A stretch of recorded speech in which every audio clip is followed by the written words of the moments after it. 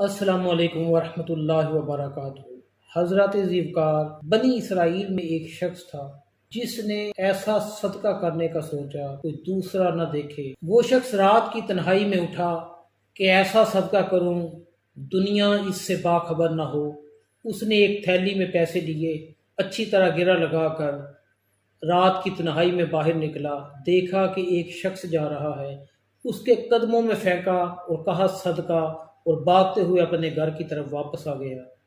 صبح ہوئی تو لوگوں کو یہ باتیں کرتے ہوئے دیکھا، کیسا زمانہ آ گیا ہے۔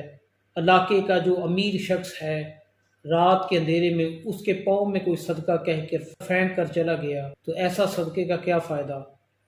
اس نے اگلی رات پھر سوچا آج دوبارہ کوشش کرتا ہوں۔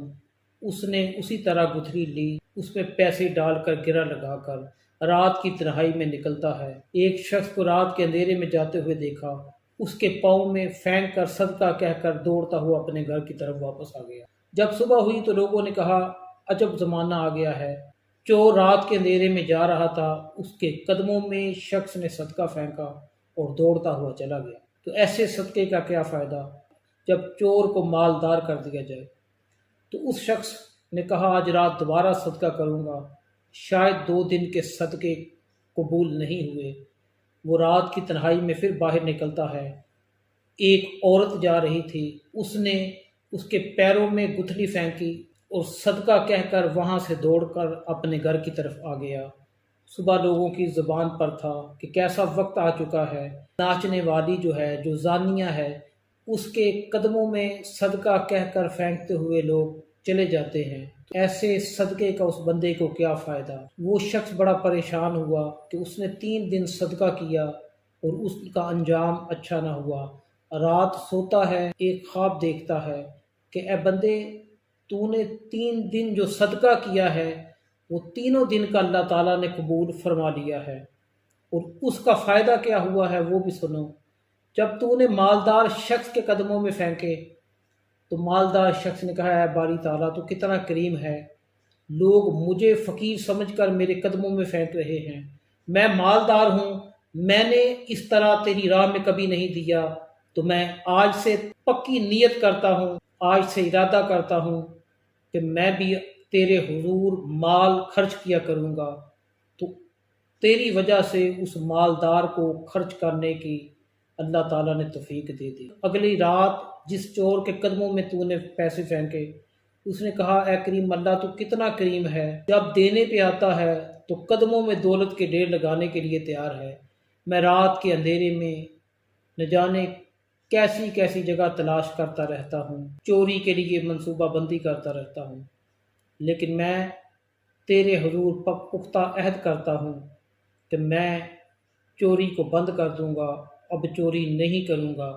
اس نے چوری سے توبہ کر لی۔ تیسرا، وہ زانیہ عورت جس کے قدموں میں تو نے مال پھینکا، اس نے کہا ہے باری تعالیٰ میں رات کی تنہائی میں در بدر ٹھوکریں کھاتی رہتی ہوں، اپنا جسم فروش کرتی رہتی ہوں تاکہ چند سکے حاصل ہو جائیں، تو کتنا کریم ہے، قدموں پہ دولت کے انبار لگانے کے لیے تیار ہے۔ میں تیرے حضور توبہ کرتی ہوں، دوبارہ ساری زندگی زنا کے قریب نہیں جاؤں گی۔ تو اللہ تعالیٰ نے ان تینوں کو توبہ کی توفیق بھی دی، اور 13 صدقہ کرنا بھی اللہ تعالیٰ نے قبول فرما لیا۔ تو یہ ہے حاضرین محترم، جب خلوص نیت کے ساتھ نیکی کو کیا جاتا ہے تو اللہ وحدہ لا شریک جانتا ہے بندے کا ارادہ کیا تھا، کس نیت سے اس نے خرچ کیا ہے، تو اللہ تعالیٰ ہر روز کے اس کے عمل کو قبول فرمانے پر قادر ہے۔ قیامت کا دن ہوگا، چند لوگوں سے اوجل ہو کر اڑ کر جنت کی طرف چلے جائیں گے۔ جنت کے دروگا جو ہیں وہ سوال کریں گے یہ شخص کدھر سے آ گئے، تو بتلایا جائے گا یہ زندگی میں اللہ وحدہ لا شریک کو راضی کرنے کے لیے ایسا صدقہ کیا کرتے تھے، ان کی کوشش رہی ہے کوئی دیکھنے والا نہ ہو، تو اللہ وحدہ لا شریک نے آج ان پر یہ انعام فرمایا ہے کہ ان کو بھی کسی نے نہیں دیکھا، اڑ کر جنت کی طرف آ گئے ہیں۔ تو اللہ تعالیٰ سے دعا کرتا ہوں اللہ تعالیٰ ہمیں بھی ایسا صدقہ کرنے کی توفیق نصیب فرما دے کہ خالق جانتا ہو یا بندہ جانتا ہو۔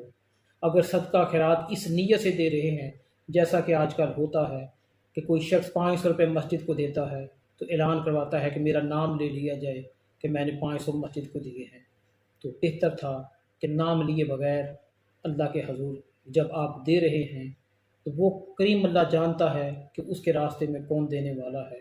نمود و نمائش نہ کریں، اللہ کے حضور جب دے رہے ہوں تو کوشش کریں خفیہ طریقے سے دیں، اور ایسا ہوگا کہ خفیہ طریقے سے اللہ تعالیٰ قیامت کے دن آپ کو جنت عطا فرما دے گا۔